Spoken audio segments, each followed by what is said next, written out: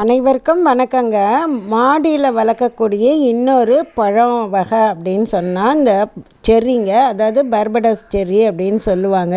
இது ஒரு குத்துச்செடி மாதிரி மாடியில் தொட்டியில் வச்சு வளர்க்கலாங்க.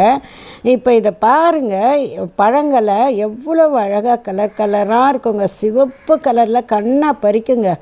அப்படியே குட்டி குட்டி ஆப்பிள் எப்படி காய்ச்சி தொங்குமோ அது மாதிரி இருக்குங்க.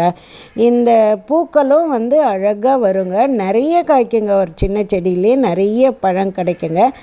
இதில் விட்டமின் சி அதிகமாக இருக்கிறனால நிறைய காய்க்கும் போது நம்ம அதை ஜூஸாக கூட போட்டு வடிகட்டி குடிக்கலாங்க. காயும் நல்ல இனிப்பு சுவையோடு ரொம்ப நல்லா இருக்குங்க. இப்போ ஒரு இனிப்பும் புளிப்பும் கலந்த மாதிரி ஒரு ருசி இருக்குங்க. சின்ன பசங்க கூட விரும்பி சாப்பிடுவாங்க.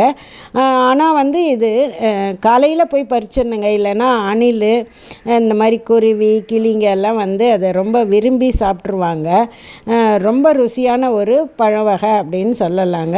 நீங்களும் உங்கள் வீட்டு மாடி தோட்டத்திலேயே இது மாதிரி இதில் இருக்குங்க, விதைகள் இருக்கும், அது மூலியம் வளர்க்கலாம். இல்லைன்னா ஒரு சின்ன செடி கண்ணை வாங்கி அதையும் நம்ம நல்ல அகலமான ஒரு தொட்டியில் வச்சு மாட்டு எரு, மண்புழு உரமெல்லாம் கலந்து காய்கறி வேஸ்ட்டையும் போட்டு நம்ம நல்ல செம்மண்ணில் வச்சிட்டோம்னா 20 லிட்டர் ட்ரம்மே போதுங்க. அதை பாருங்கள், நான் எப்படி வச்சுருக்கேன், வாட்டர் கேன்லேயே வச்சுருக்கேங்க. நிறைய பழங்கள், காய் நம்மளுக்கு தொடர்ந்து கிடைக்குங்க. அதுவும் அனைவருக்கும் மிக்க நன்றிங்க.